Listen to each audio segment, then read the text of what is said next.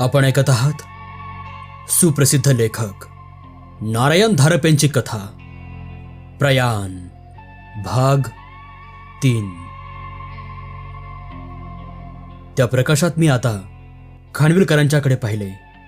ते त्या अजस्त्र दगडी खुर्चीत पायावर पाय टाकून हातांची छातीशी जुडी करून आरामशीरपणे बसले होते। त्यांचे डोळे आता टेबलावरच्या टॉर्चवर खेळले होते। त्यांच्या ओठाभोवती मघाचेच मंद स्मित झळकत होते, पण ते हास्य डोळ्यांपर्यंत पोहोचत नव्हते।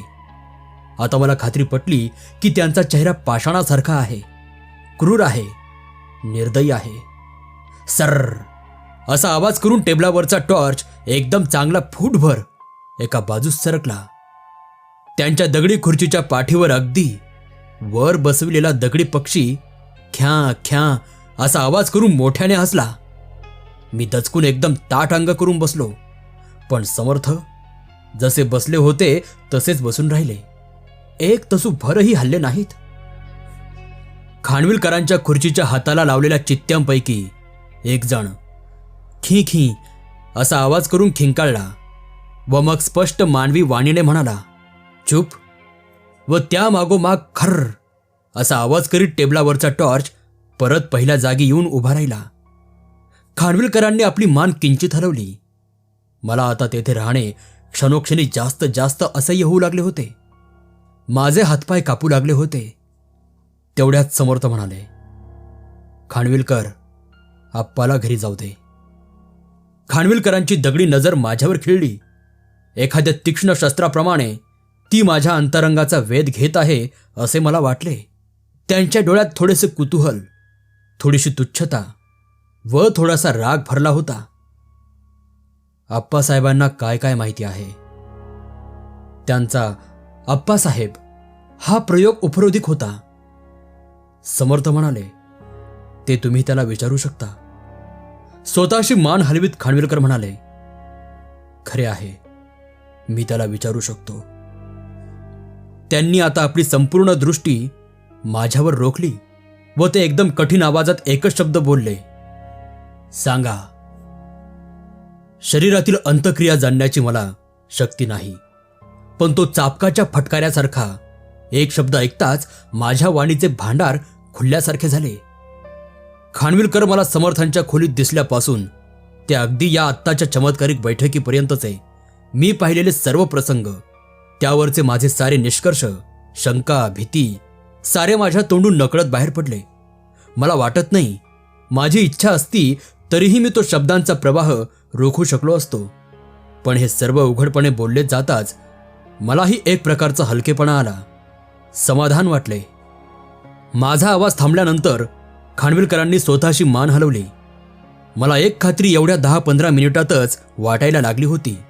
समर्थ व खानविलकर आता एकमेकांसमोर विरुद्ध बाजूला उभे आहेत। आता त्यांच्या स्नेहाचा, मैत्रीचा एक धागाही शिल्लक नाही।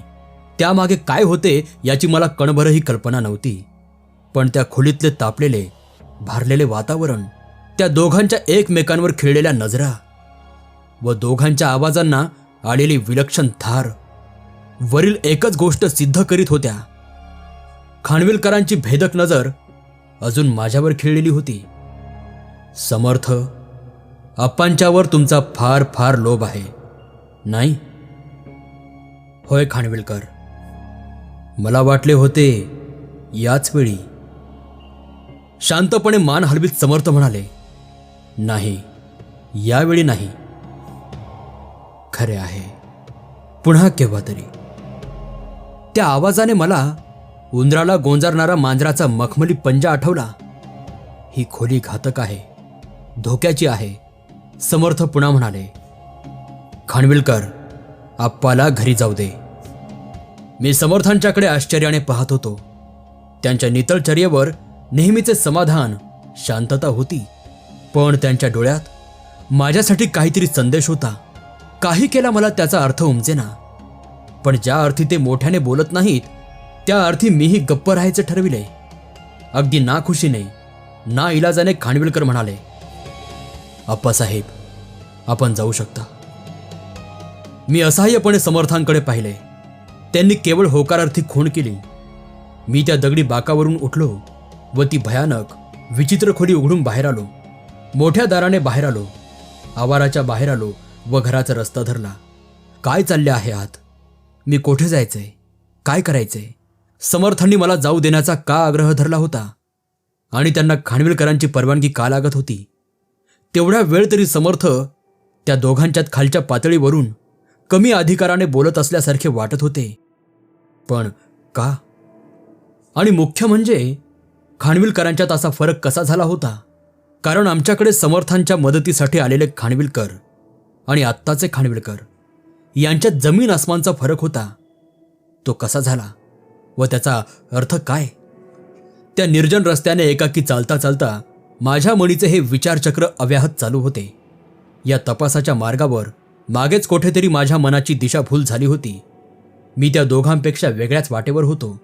त्या दोघांना या काळ्या गवताच्या बुजगावण्याचे काहीच नवल वाटले नव्हते.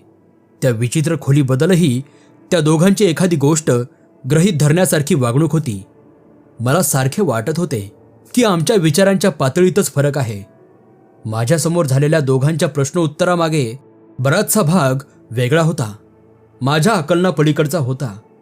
पण एक गोष्ट सूर्यप्रकाशा इतकी स्पष्ट झाली होती. समर्थ व खानविलकर हे दोघे रेषेच्या दोन्ही बाजूस प्रतिस्पर्धी म्हणून उभे होते व त्या दोघांच्या झक्काझक्कीतून एखादा विशिष्ट संकेत म्हणून त्यांनी मला दूर केले होते. पण आता मी कोठे जायचे? रात्री घरी जाण्याची कल्पना मला अजिबात पसंत नव्हती. माझ्या मनाला व्यग्रतेने घेरले असता मी अनेक वेळा समर्थांच्या खोलीचा आश्रय घेतला होता. तेच आत्ताही करायचे मी ठरविले. अर्धा एक मैलावर मिळालेली टॅक्सी पकडून मी सरळ त्यांच्या खोलीवर गेलो व माझ्या किल्लीने दार उघडले. बसायच्या खोलीत पाय टाकताच माझे लक्ष टेबलावर जळत असलेल्या लहान लाल दिव्याकडे गेले. इतर वेळी कागदपत्रांनी भरलेले असणारे समर्थांचे टेबल पूर्ण रिकामे होते व त्या लाल दिव्याजवळ एक पाकीट ठेवले होते. त्यावर एक शब्द होता, अप्पा. मी कुतूहलाने ते पाकीट उचलून उघडले. आत आणखी एक पाकीट व एक चिठ्ठी होती. त्याच अंधुक प्रकाशात मी ती वाचली. अप्पा, ही चिठ्ठी तू जर आत्ता वाचत असशील तर माझा आतापर्यंतचा कार्यक्रम यशस्वी झाला असेल. येथे कोणताही वेळ न घालविता सोबतचे पाकीट व माझ्या कॉटखाली ठेवलेल्या 2 सुटकेसेस घेऊन बाहेर पड. येथे थांबू नकोस. तुझ्या घरी जाऊ नकोस. ते पत्र व केसेस घेऊन केशवराव, चंद्रकांत किंवा राहुल यापैकी कोणाकडेही जा व सोबतचे पत्र वाच. उशीर करू नकोस. ताबडतोब निघ. समर्थ. समर्थांच्या वेगवेगळ्या तपासात त्यांनी या तिघांना मदत केलेली आहे व त्यांची समर्थांना सूचना आहे की समर्थांनी त्यांची मदत केव्हाही कशीही घ्यावी. मघाशी त्या खोलीतून बाहेर पडताना मला वाटलेले समाधान, सुटकेची भावना एका क्षणात नाहीशी झाली. माझ्या भोवती परत तंग वातावरण जमा झाले. समर्थांच्या नजरेत हाच संदेश होता. त्यांचा शब्द मला जसाच्या तसा पाळला पाहिजे. क्षणाक्षणाला मला वाटत होते की त्या ओसाड बंगल्यावर जावे. पण हे मनातले विचार मनातच ठेवून मी त्यांच्या कॉट खालच्या 2 बॅग्स उचलल्या. सर्व दारे खिडक्या तपासल्या व त्यांच्या दाराला कुलूप लावून बाहेर पडलो. कोठे जायचे ते मागाहून ठरवू. काय प्रकार आहे याचा विचार मग करू. आता त्यांच्या शब्दाप्रमाणे येथून बाहेर पडले पाहिजे. मी खाली आलो. रस्ता धरला. या 8 रात्रीच्या वेळी मला सहज कोणी हटकले असते, पण माझे तिकडे लक्ष नव्हते. आता कोणाकडे जायचे? तिघांपैकी कोणीही काहीही बोलले नसते, पण मी चंद्रकांतचेच घर निवडले. आम्ही समवयस्क होतो, त्यामुळे त्यातल्या त्यात आमच्यात मोकळेपणा जास्त होता. कोपऱ्यावरच्या चौकात मला टॅक्सीही मिळाली व मी चंद्रकांताच्या बंगल्याची वाट धरली. त्या 15-1 मिनिटांच्या टॅक्सीच्या प्रवासात माझ्या मनात विचारांचा कल्लोळ माजला होता. समर्थांनी या सर्व गोष्टींचा पूर्वविचार करून तयारी केली होती हे उघडच होते. पण कशाविरुद्ध? काहीही कल्पना नसल्यामुळे मन सैरभैर धावत होते. चंद्रकांतचा बंगला आला. मी सुटकेसेस घेऊन उतरलो व दारापाशी उभा राहून घंटा वाजविली. चंद्रकांतला काहीच वाटले नसते या रात्रीच्या भेटीबद्दल, आणि वाटले असते तरी मी त्याची फिकीर केली नसती.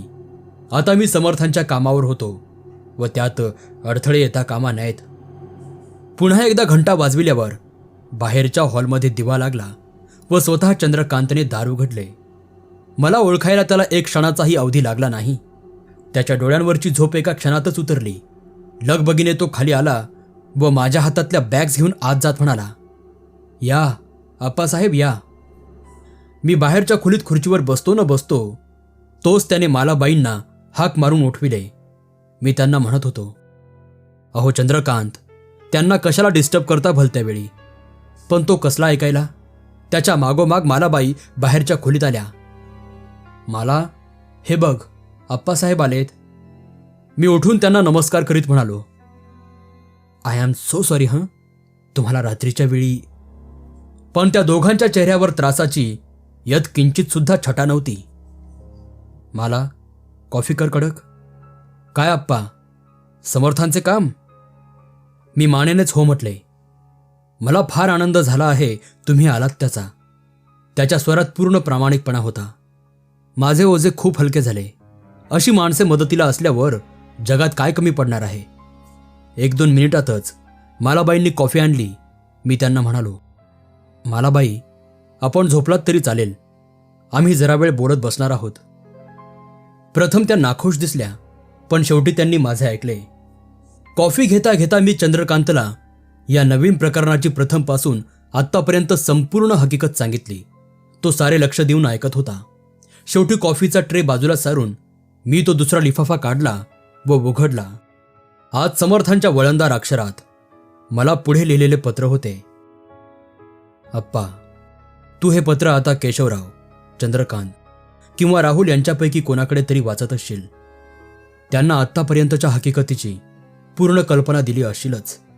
नसली तर आता दे, म्हणजे पुढचे सारे समजेल. आज सकाळी मी खानविलकरांच्या शेजारच्या बंगल्यात एक भेट दिली.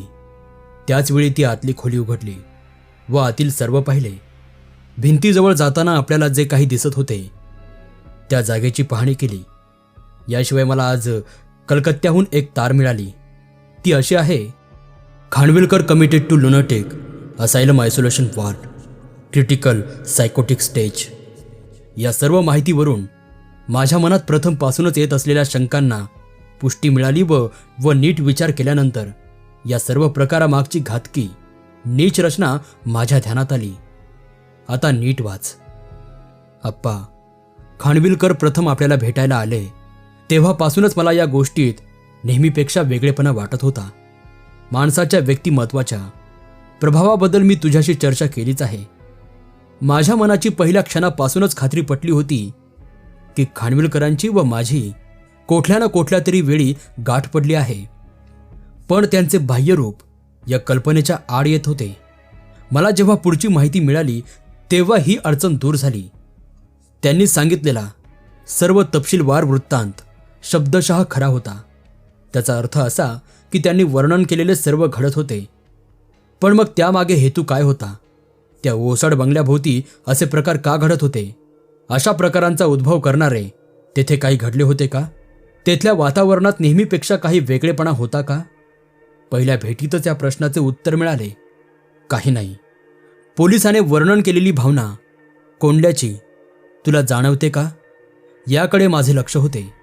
मी तुला पूर्वी सांगितलेच आहे की तुझे उघडे मन या शक्तींना खुले असते व त्यावरचा परिणाम माझ्या ताबडतोब ध्यानात येतो. यावेळी तुला काही जाणवले नाही, खरे आहे ना? हेही माझ्या ध्यानात आले. तर मग खानविलकरांनी वर्णन केलेली व आपण पाहिलेली आकृती तेथे कशासाठी येत होती? यात कार्यकारण भाव कोठे होता? त्या काळ्या आकृतीकडे पाहताच मी त्यातला नकलीपणा, कृत्रिमपणा ओळखला. पण नातूंच्या आग्रात माझ्या समोर आलेली शेवाळाची मूर्ती आणि ही, यात जमीन आसमानचा फरक होता. या ठिकाणी कोणताही जहरीपणा नव्हता, अनिवार्य पाशवी शक्तीही नव्हती. मग हा बागुलबुवा कशासाठी? हे सारे नाटक कशासाठी? दाराच्या चौकटीवरची ती कडी मला सारखी दिसत होती. तू तुझ्या दाराच्या कडीला हात लावलास आणि माझ्या मनात प्रकाश पडला. कडी आहे ती दार उघडण्यासाठीच. दार आपण शोधले पाहिजे. आज सकाळच्या माझ्या भेटीत मी दार उघडले व प्रथमच आतली खोली पाहिली. अप्पा, मला सुद्धा ती पाहून धक्का बसला. ती खोली काय आहे हे मी ताबडतोब ओळखले. भिंतीवरच्या रेखाकृती खालच्या फरशीवरच्या पंचाकृती, हे सर्व कशासाठी आहे हे मला एका क्षणात समजले.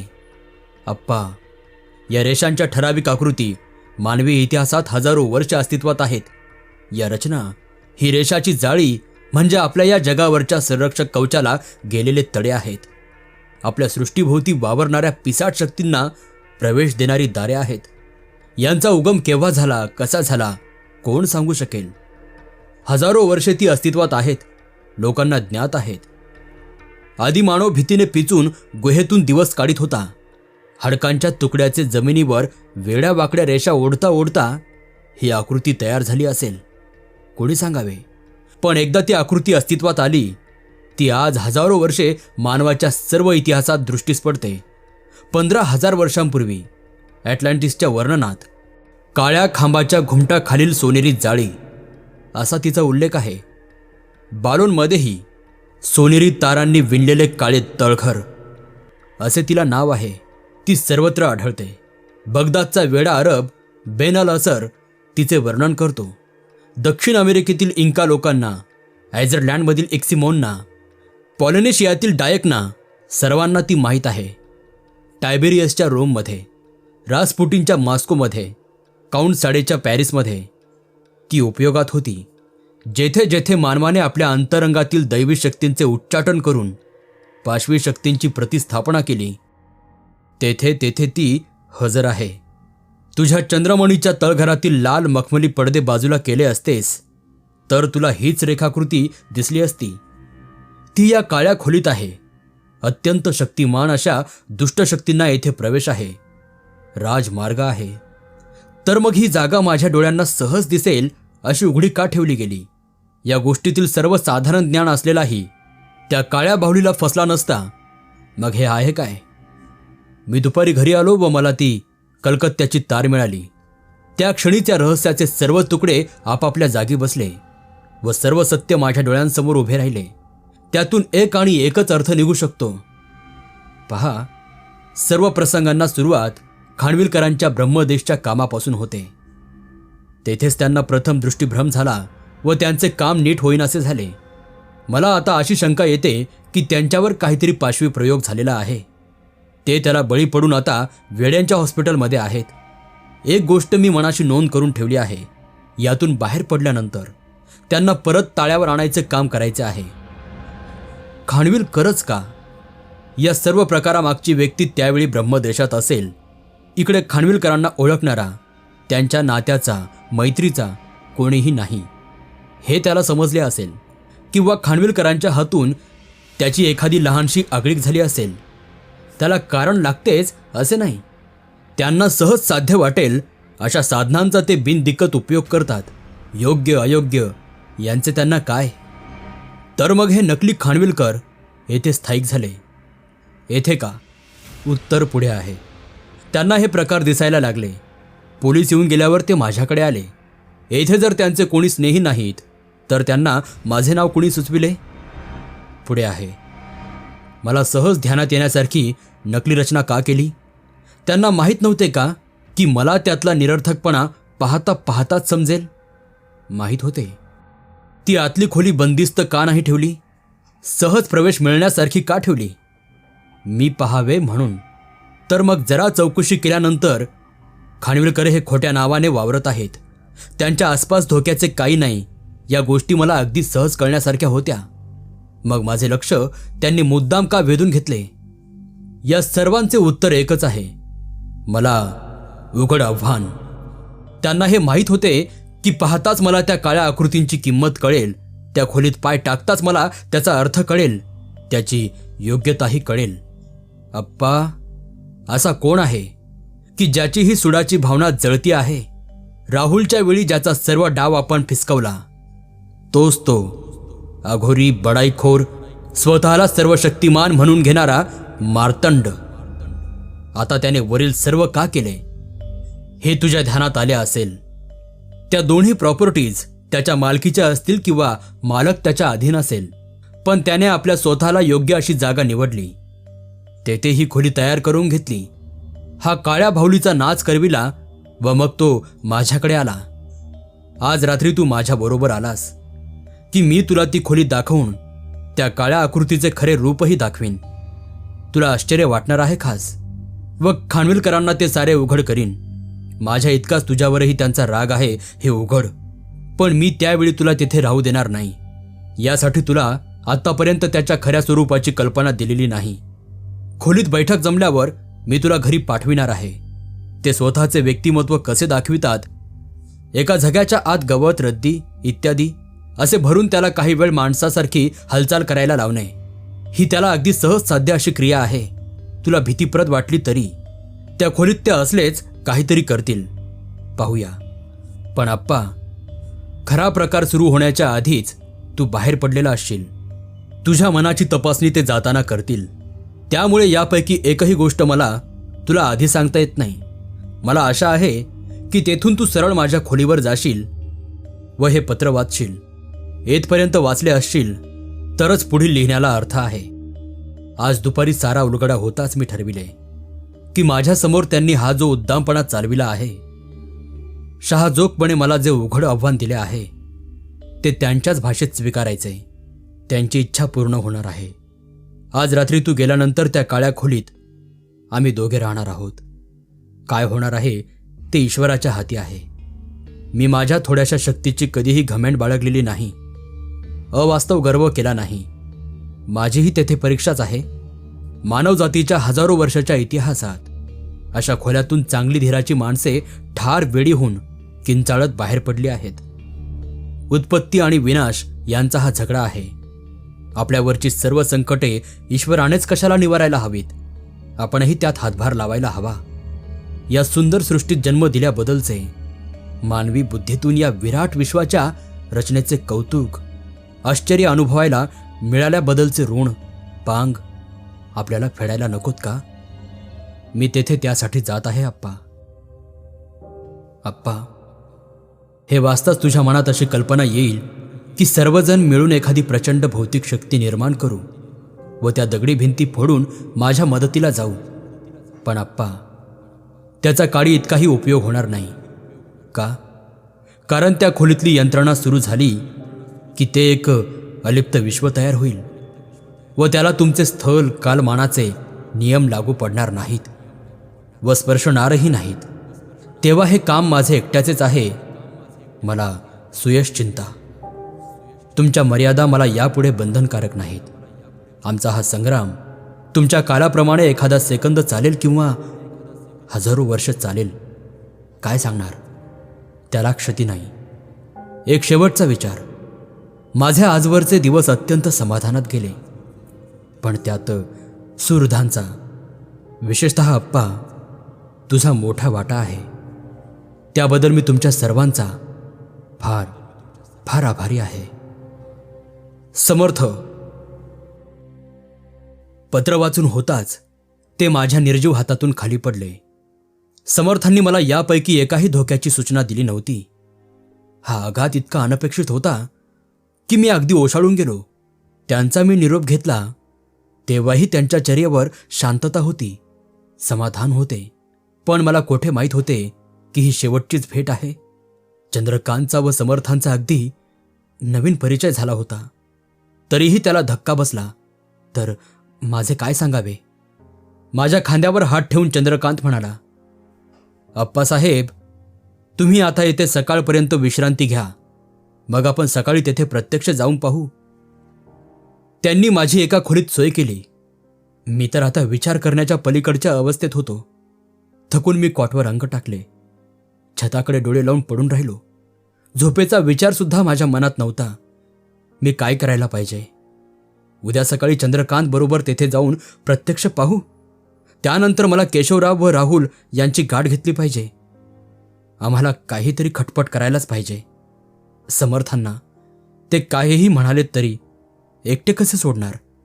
या मंथनात उरलेली रात्र गेली, निष्पन्न काही झाले नाही. पहाटेच्या सुमारास मी उठलो व मला खालीच समर्थांच्या खोलीवरून आणलेल्या बॅग्स दिसल्या. त्यात त्यांनी काय पॅकिंग करून ठेवले होते. मी खाली उतरून एकामागून एक दोन्ही बॅगा उघडल्या. एकतर संपूर्ण कागदांनी भरलेली होती.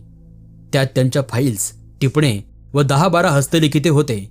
दुसरीमध्ये अगरबत्तींचे पुडे, भस्माच्या बाटल्या, चांदी सोन्याची काहीतरी चमत्कारिक यंत्रे व काचेचे मोठे मोठे 3 मणी होते. यापैकी प्रत्येक वस्तू हातात घेताना मला मागच्या अनेक प्रसंगांच्या आठवणी येत होत्या.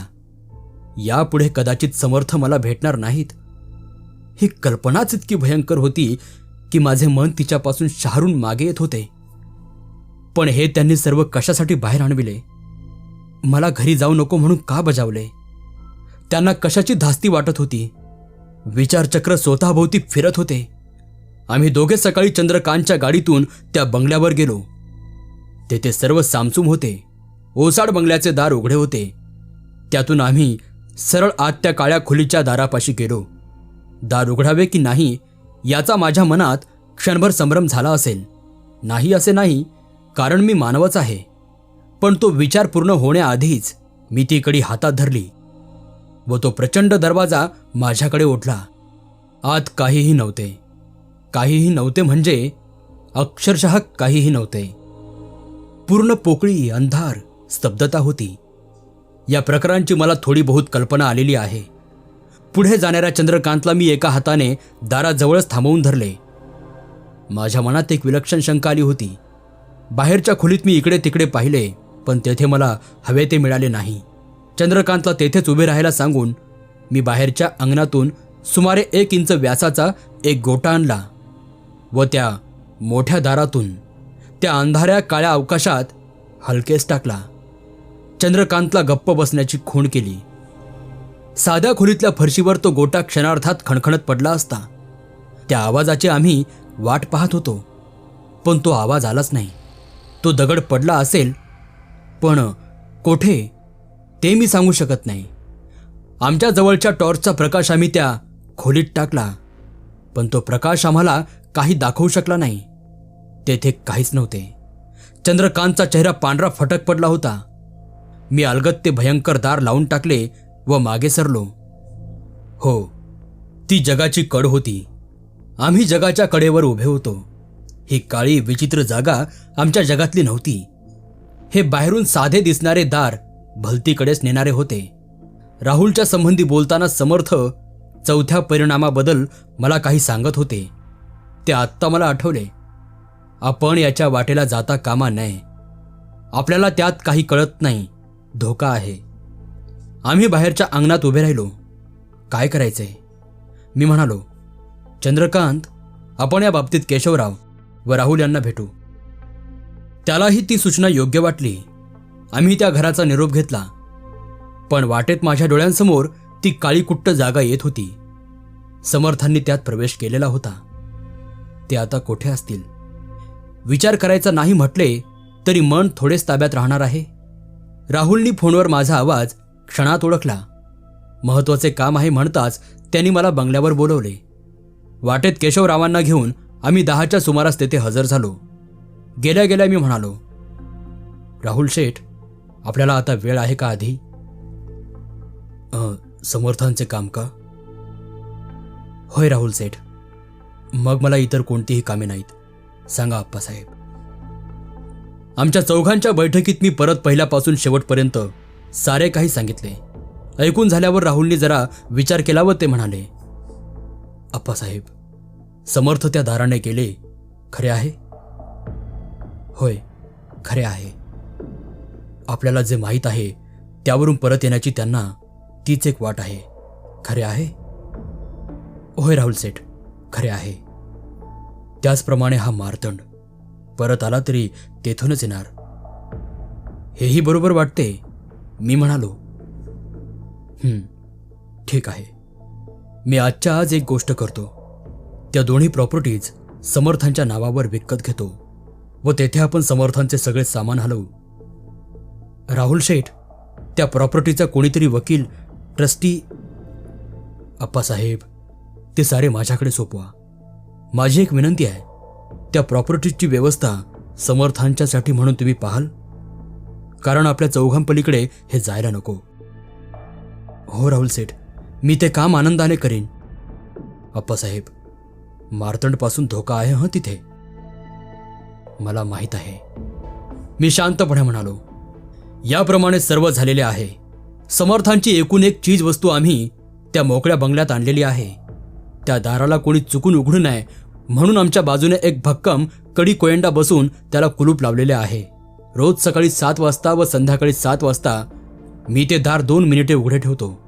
चंद्रकांत, केशवराव किंवा राहुल यापैकी कोणी ना कोणीतरी बहुतेक त्यावेळी हजर असतेच. त्यांना माहीत आहे की दार उघडण्याच्या आधी 15-20 मिनिटे मी ज्या रत्नावर समर्थांनी मला दुर्विचारांची शिकवण दिली ते रत्न काढून त्यावर लक्ष केंद्रित करतो. त्यात समर्थांचा चेहरा आणतो व आम्ही दोघांनी ठरविलेला समर्थांची या सेवका वक्र पाहे असा हा श्री रामदासांचा श्लोक म्हणतो. आजवर मला त्यात यश आलेले नाही, कारण समर्थ अजून या सृष्टीत परतले नसतील किंवा माझी शक्ती कमी पडत असेल.